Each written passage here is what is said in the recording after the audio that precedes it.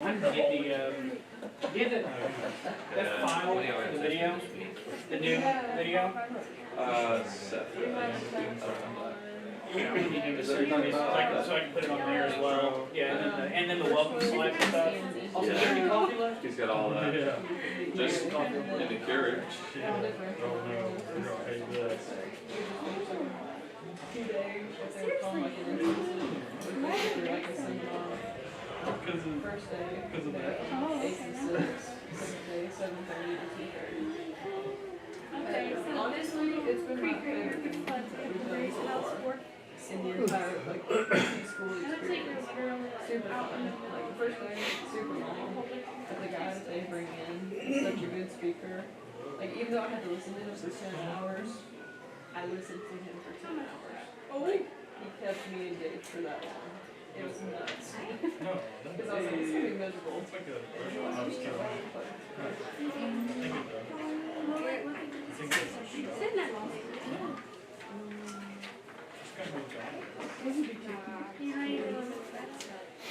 So, Riley, can I start class? Hey, Riley. Yeah. Am I good to go with class? Yeah, whatever.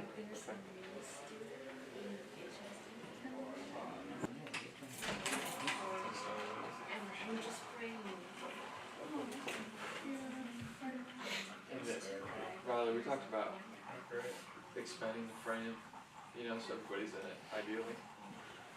No, I'm not gonna forget them. That's Can we fine. take a vote? We'll take a vote. We're, by showing up, you signed your rights away. So, Okay, with the membership. yeah. So, Logan, if you Days ago, the marker on the dry erase board I was trying to slow down. to chair 3, You look close to where we live. just because I'm Yeah, only 7 feet away from you. Sure. So I mean, if you wanted everybody in it, they have to sit on this We live like this right side by here. the Yeah. sports, if you've been. Okay, let's go ahead and get started. I want to thank you for being here. Come on in, guys. Hello, hello. I want to welcome any online guests and attendees that we have. We're going to begin with a prayer today, and then we'll get rolling with class. So let's pray together. Look at how did we go from Christians in the first century who are more than willing to die for their faith to our sort of post-Christian context today, how the Enlightenment really reframed a prioritization of the Christian narrative to one of more humanism, of what can we achieve through progress and science. So we're dealing with all of that in our culture. All of these, if we embrace them, to summarize is the takeaway from last week. When we, the church, are confused about who we are and whose we are, we can become anything and anyone's.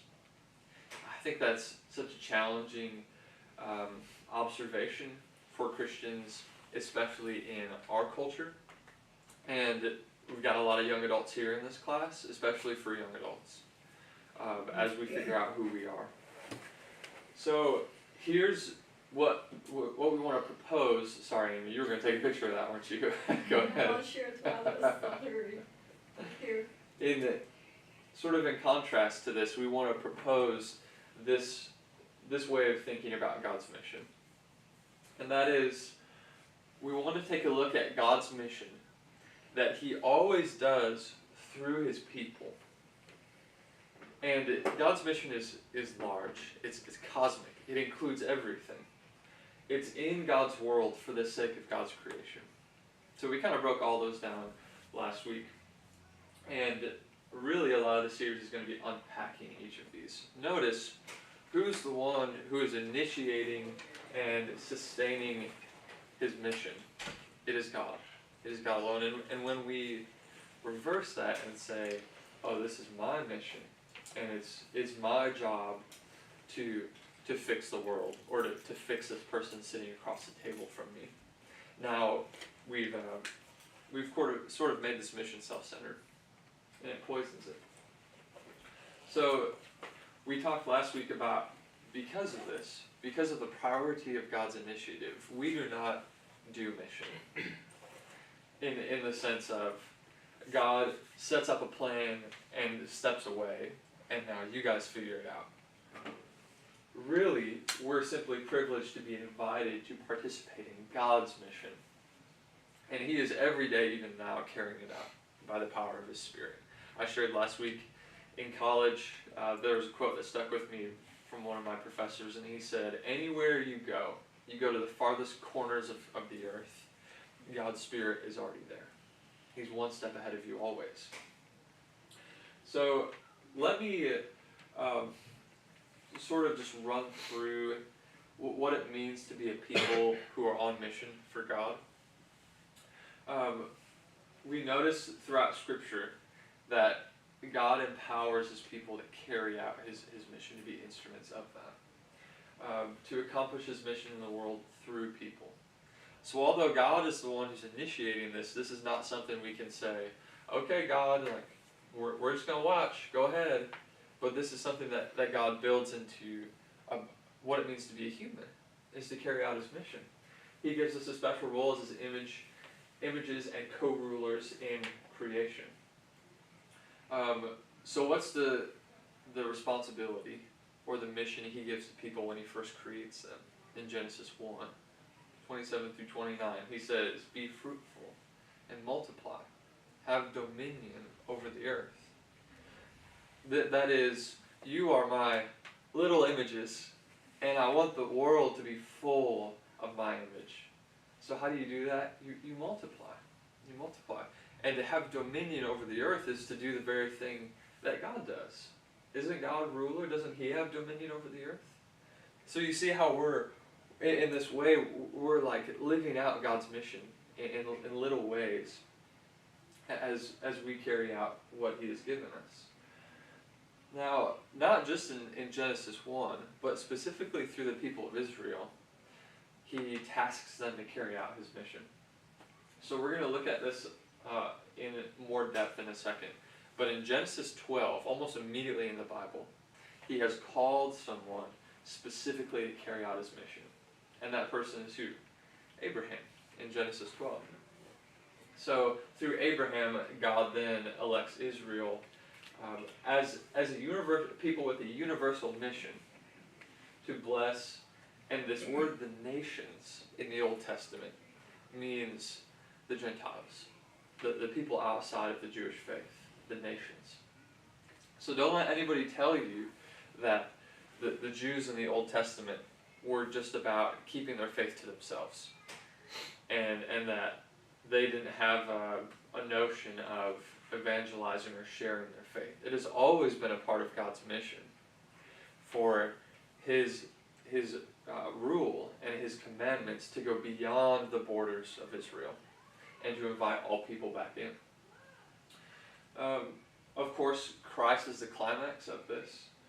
And so we'll see, like in Galatians chapter 3, it says that Christ fulfills the promises of Abraham that God makes to Abraham in Genesis 12. It is through Christ that this mission has now been most fully accomplished. And it's not done yet, but Christ is the climax of it. Now, as you know, it is the body of Christ still on this earth through His people, that carries out the mission today. So we're all a part of this, being entrusted as the church to continue His mission. And it is by the Spirit that we are empowered or enlivened to do this. So we talked last week, I think we talked about this. Why did Jesus get baptized? He didn't need His sins to be forgiven. He didn't have any sins. He got baptized to receive the Spirit. And the Spirit, especially in Luke and Acts, His main role is to empower for mission. Once people receive the Spirit in Luke Acts, they immediately start worshiping God and telling other people about God. You've been filled with the Spirit if you've pledged your allegiance to Jesus, and you're being empowered every day to wake up and carry out the mission of God as His church. Okay, so that's sort of the identity we want to propose instead of these other identities that the world offers. Now, here's the thing, and I think this is maybe where we've been a little short-sighted in our movement about the fullness of God's mission. That is not simply to go save souls. is not simply to go get people wet. God's mission from the beginning has always been to restore creation, to renew everything, to restore it as it had been in the beginning. So it's not just for humans in this way. This is all, even in the Old Testament, all throughout the text, God says, I'm about to create new heavens and a new earth. The former things shall not be remembered or come to mind. So God is in the process of restoring not just the spiritual, the intangible, not just our souls, but the very creation, the very earth. He says something, Paul says something similar in Romans 8. Creation is waiting with eager longing for the revealing of the children of God, that the creation itself will be set free from its bondage to decay and will obtain the freedom of the glory of the children of God. And it, of course, when Garrett taught through this class, he had to include a Revelation reference, you know. So I love this quote. The kingdom of this world has become the kingdom of our Lord and of his Christ, and he shall reign forever and ever. It's, you know, that classical music piece, Handel's Messiah. Hallelujah, hallelujah. And this is in that song. And it's about Christ's reign, not simply being up in the heavens, in some spiritual place outside of creation, but coming into, spilling into the very earth. That the kingdom of this world becoming the place of Christ's reign as well. He's king over everything. That's our mission. So, I want to hear from you guys, and if you're online, feel free to comment, and Riley will echo some of those comments. How does this more cosmic mission, including all of creation, how does this impact the way that you think about your mission as a Christian? Does this change what you focus on? What you see as part of your role? I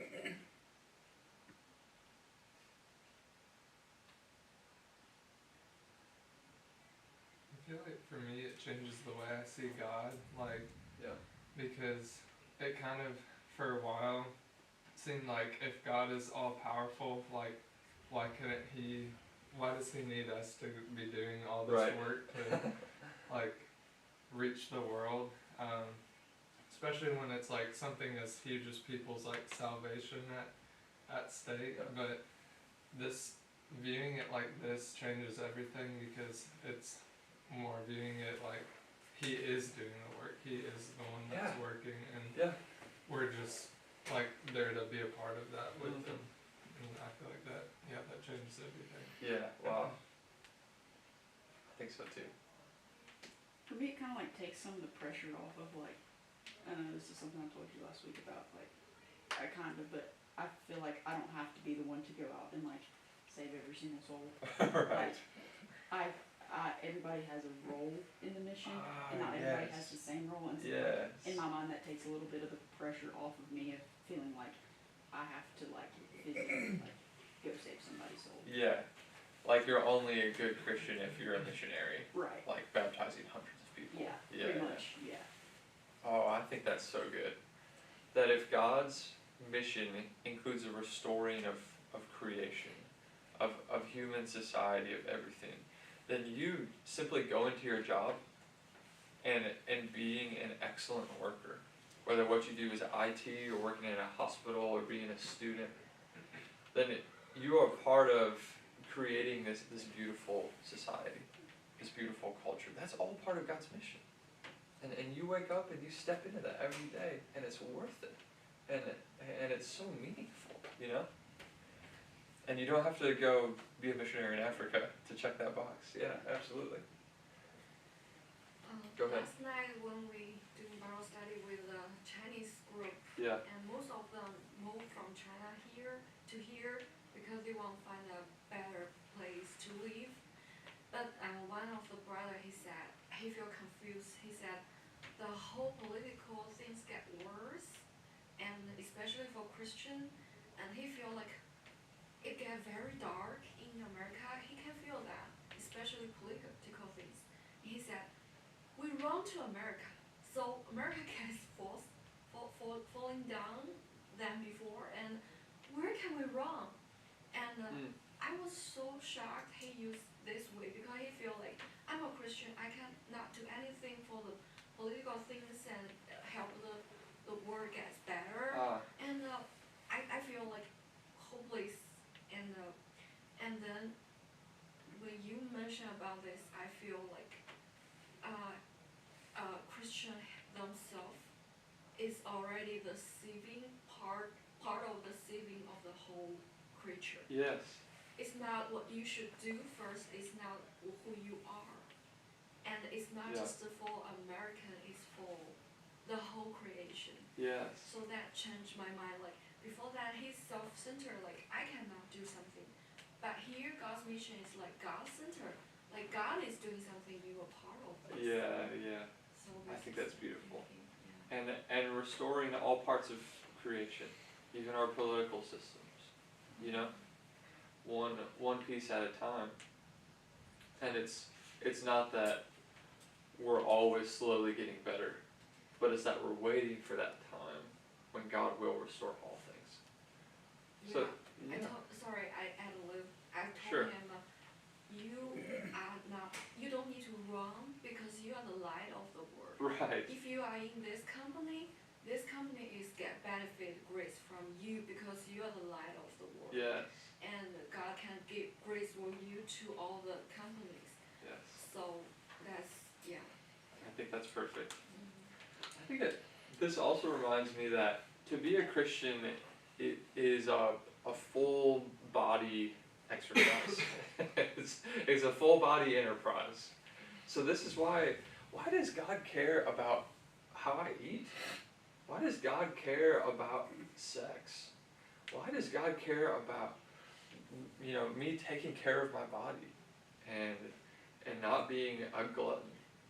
Why does he care about these embodied things? Well, it's because God's mission isn't just to save some ghost soul inside of you, but it's to save everything, inside and out. So this makes sense of why to follow God includes an entire body, it includes all of yourself. Our message then should include a call for people to follow God with all of themselves. So the way that you practice eating and drinking and sex and all of that very physical stuff, that's all part of following God. There's also then a connection between people and God's creation. So not necessarily to say we all need to be tree huggers, but I think there's a sense in which especially Western Christians have been infamous for, well, we're all just going to heaven one day anyway, so who cares about the sludge in our rivers, like consumerism rage on, who cares, And I think there's a sense in which Christians are called to a mindfulness and a care for creation, for Earth that's really coming down, huh? Or about to.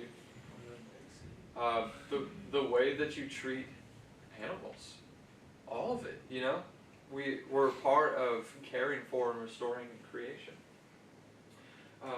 Okay, so that you see how this is a massive mission that God has undertaken that we're a part of. The goal of this class then is to leave with a clear understanding of who we are as those who are participating with God in mission and the role we play. What does that look like?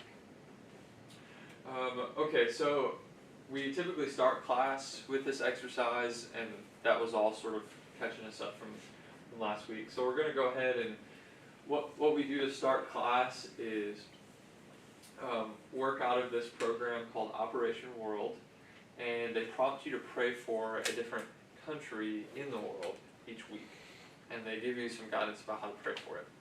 So I'm going to read about the country of Malaysia, where our sister Ruth is from, and it'll give us some guidance for how to pray, and then I'll give us a couple minutes to offer a prayer for this, and then we'll continue with the content. So the prayer for today is that Malaysian society faces an uncertain future. The Malay and Islam-centric UMNO, United Malays National Organization, party dominated Malaysia's political scene from independence. It followed policies that favored ethnic Malays but enriched a small proportion of them at the expense of everyone else. The gap between rich and poor increased as a result. At the same time, minorities feel frustrated with the discrimination and government corruption. As a result, the UMNO was defeated in the 2018 elections, signaling a new era in politics in Malaysia. Pray for the leaders, who must seek to hold the country together in ways that satisfy both moderate and conservative Muslims, as well as the sizable and diverse minorities. So I'll go ahead and give you 2 minutes to pray over this. And then at the end of the 2 minutes, we'll move on with class together.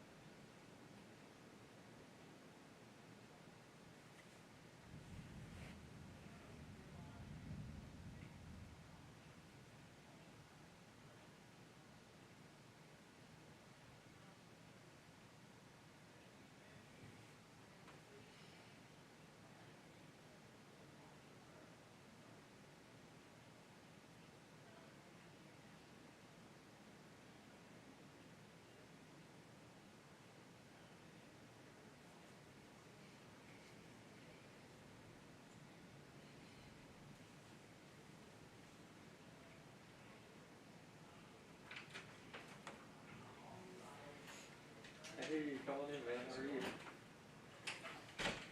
So, first having a quick time of prayer.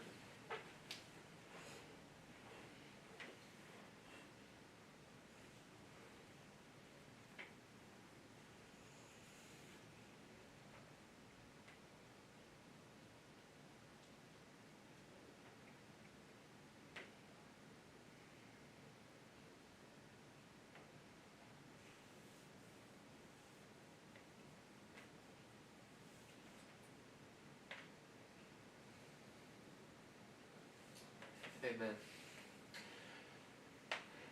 Thanks for making time for that. This is helpful for me to just be mindful of our brothers and sisters elsewhere.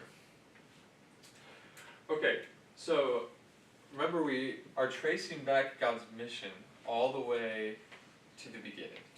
And this starts in Genesis 1 and then really becomes concrete when God calls Abraham in Genesis chapter 12. So it's worth spending some time sort of unpacking what God is calling Abraham to. Like, this is part of our mission at Oliver Creek. We say we are called, we are on a mission to glorify God, love one another, and bless the world. And this phrase, bless the world, it comes all the way from Genesis 12, when God calls Abraham to be a blessing to the nations. So this is built into who we are and what we're up to. One author, Christopher Wright, says the whole Bible could be portrayed as a very long answer to a very simple question: what can God do about the sin and rebellion of the human race? Genesis 12 through to Revelation 22, which is the end of the Bible, is God's answer to the question posed by the bleak narratives of Genesis 3 through 11. So have you ever noticed there's what we call the fall, when Adam and Eve give into sin in Genesis chapter 3. And then chapters 3 through 11, it's just people being really messed up for like 8 chapters. And it's like, oh my goodness. And then Abraham shows up and things start to get a little brighter. But chapters 3 through 11 want you to really feel how much of a pickle that we're in as a human race. And then God's answer comes in Genesis 12. So let's just survey real quick what's happening in chapters 3 through 11, and how dark it gets, because it's important to understand sort of where we're coming from. So this is what we mean. Remember we talked about in Genesis 1, God designs creation so that we can live in service and worship to Him.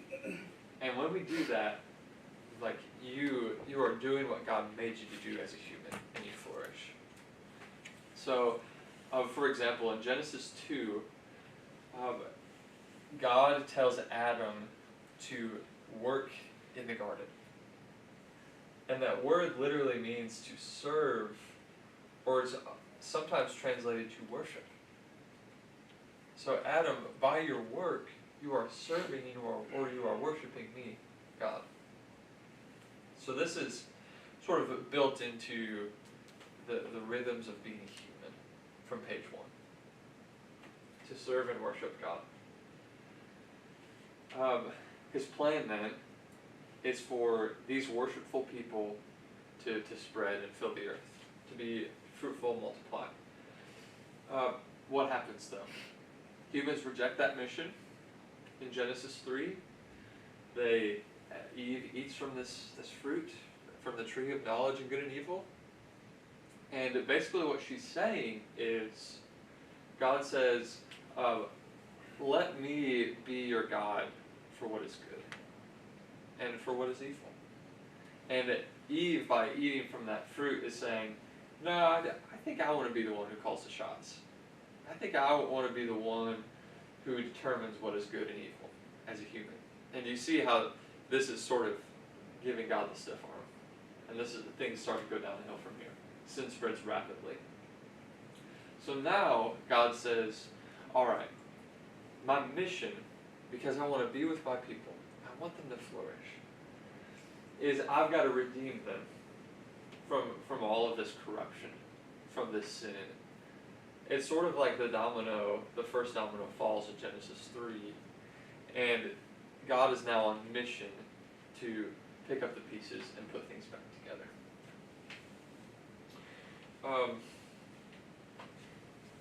Here's a challenge, something that challenges me. In what ways in my life am I recreating the problem of eating from the tree? Am I saying, God, I know you have this plan, and you say it's good and it's beautiful, but I think I'm going to take matters into my own hands. I think I'm going to be the one who calls the shots. I don't really trust you, you know? And you see how this is sort of the root of distancing yourself from God. And this leads to problems. And I feel this in my heart all the time. What are the ways that you live that out? Sort of just a challenge to take with you. Now, here is the absolute carnage that comes from Genesis 3, from eating from that tree. It is disturbing what the next few chapters include. Chapter 4, you know the story of Cain, and he kills his brother, Abel. And this is the first murder in the Bible. It comes right on the heels of this sin in Genesis 3. And it's kind of like the narrative saying, look what happens when you take matters in your own hands. Look what happens when you think you know better than God. It results in death. Have you ever noticed, we're talking about how all of creation is caught up in the problem and in the solution. Have you ever noticed when Cain kills Abel, and then God reaches out to Cain and he says, Cain, what have you done? And Cain says, I'm innocent. He kind of plays dumb. And what does God say? He says, the ground is crying out with the blood of your brother. You see how the ground is involved in this suffering, in this pain, in this witnessing to the problem. You see this? It's not just people who are affected by this, but it's the very earth, it's the very creation, the thing that Adam was tasked to care for in the beginning. So, later in chapter 4, things continue to be messed up. Have you heard of your boy Lamech? He's not a good dude. He's got multiple wives, and in verses 23 and 24, he calls all of his wives together, and he makes this speech, and he's acting like he's the man, and he says, there was somebody who, I forget what he says, like wronged me. And he says, so what did I do? I killed them. And he's sort of boasting about this. He says, I came back at them tenfold, and I just killed them. And this is sort of further showing, this is just the attitude, this is just the spirit of people after Genesis 3. It's this deadly, reactive way to live in society. We kind of see that sort of attitude in our world today. Now, the problem continues with the flood, and what does God say? The entire world, the intention of every person is only evil, all the time. Like, that's as low as it's gonna get. That's messed up. So what does God do? Have you ever thought of it like this? God sort of dials back the timeline, and he hits a reset with the flood. He fills the earth with water, just as, what does Genesis 1 say? The Spirit is hovering over the face of the waters. This is the condition of the universe before God creates, is that it's covered with water. And you see how the flood sort of sets it back to that pre-creation state, which is a state of chaos.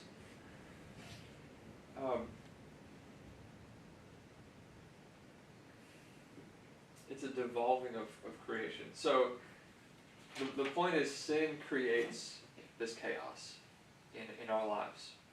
In what ways, here's just a question to think about yourself.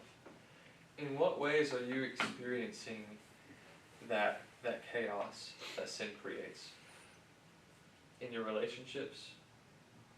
In your habits? In your imagination? You see how when sin shows up, it can start to create rifts and chaos. This is what sin does. And God shows up amid that chaos, and he creates order. This is who God is. There's then the 70 nations in chapter 10. It's literally just a list of 70 nations.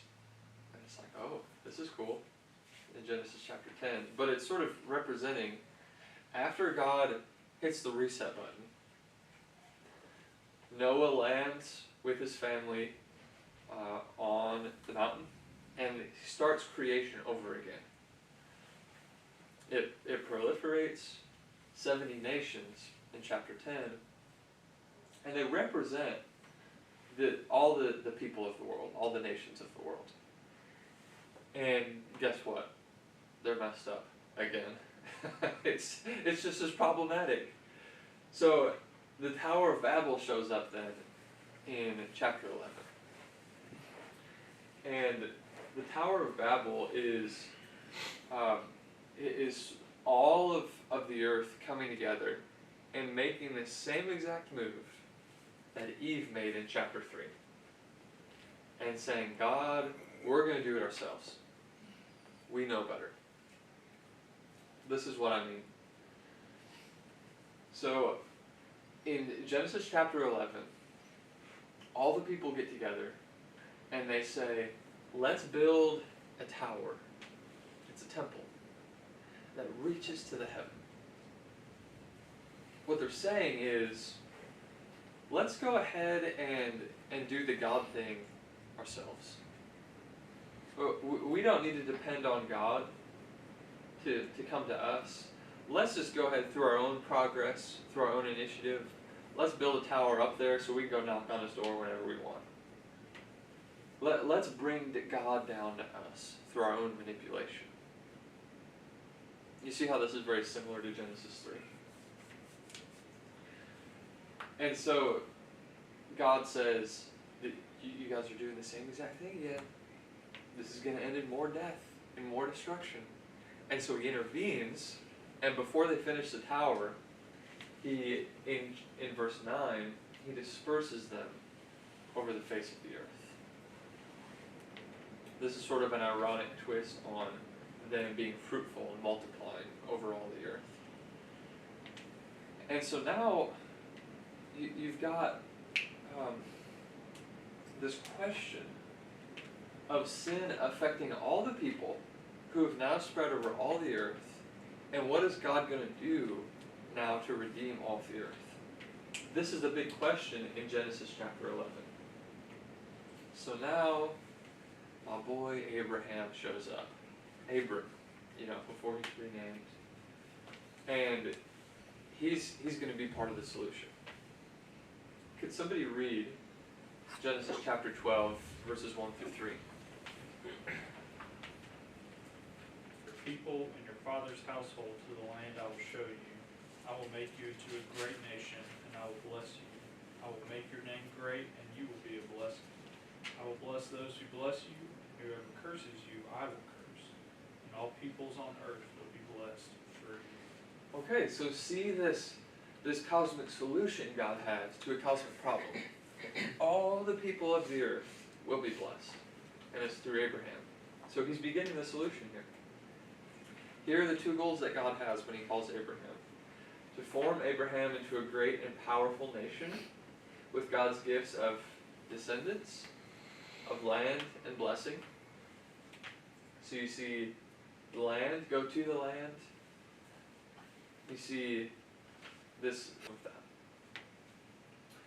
As well as his other goal is for Abraham, through him, to create one great nation. And through that, for God to bless all the nations of the earth. So here's how it goes. Here's how this works. The rest of the story after Genesis 12, including the New Testament, is God now working through Abraham's family line to carry out this blessing. And so Israel is a part of Abraham's family line, the chosen people, and Jesus is called a son of Abraham.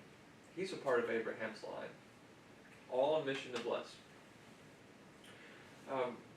So the choosing, the electing of Abraham has at its goal the salvation of all people. Now, notice this. In Genesis 12, God is sort of doing another act of creation. Okay? So, in the first act of creation, in Genesis chapter 1, God brought order to the unformed chaos and darkness. Right? Because what was the earth like before God creates in Genesis 1? It's the waters, it's chaos, it's dark. And God creates order. Hey, here's land, here's water, here's day, here's night. He's creating boundaries. Definition. Have y'all heard of this term Yahweh? Y-A-H-W-E-H. It's the name for God in the Old Testament. Sort of the proper name. Now, when God calls Abraham, and he says, through your family line, I'm going to bring blessing. To get that started, Abraham's got to have a kid. Well, the problem is Abraham's wife, Sarah, she can't have kids. She's old, and she's barren. So there's sort of this similar context similar setup, where God is looking at a situation that seems hopeless, that seems unfruitful, and God says, you know what, I can work with that. Through that, whether it's chaos and darkness, whether it's the barrenness of a woman, I can bring life and blessing. In this way, Sarah's womb is a symbol of the way the world had become. It's unable to be fruitful and multiply like God had asked them to do. Okay, we just have a couple minutes left. This may be a good place to end. In this way, I believe that in all of our lives, at Oliver Creek, through His church, God is bringing order to chaos. Those ways that you and I are experiencing chaos, the brokenness of relationships, the pain and the suffering of life, the sinful habits that we have. God steps in, and it's who God is from page 1. He says, let me step in and let me create some order here. Let me create some life and some blessing. In what ways is God bringing life and blessing and order in your heart and in your life? I believe through His Spirit, just as He did in Genesis 1, He's doing it now within you. And that may be a good thing to dwell on throughout this week. Where am I seeing little hot spots of life, of new creation within me, in this world? Because that's God's mission, and He's doing that right now. And how can I be a part of it? You know? How can I be like Abraham, an instrument of blessing to the people around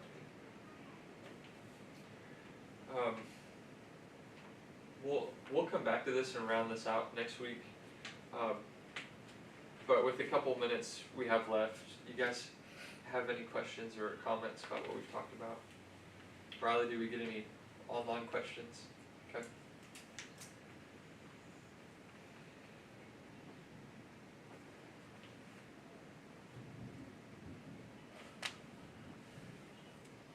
Okay.